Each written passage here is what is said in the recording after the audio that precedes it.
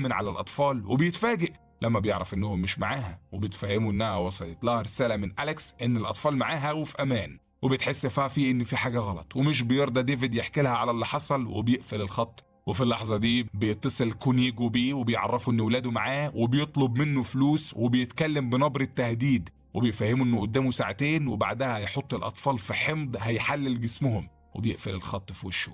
وبيبان إن ديفيد مش عارف يتصرف إزاي، وبيفضل يصرخ، وبياخد ديفيد الفلوس وبيركب العربية وبيكون رايح له، بس فجأة بيقف وبيفتكر كلام كريبر وبيتشجع، وبيقرر إنه ياخد حقه من كونيجو، وبيلف وبيرجع.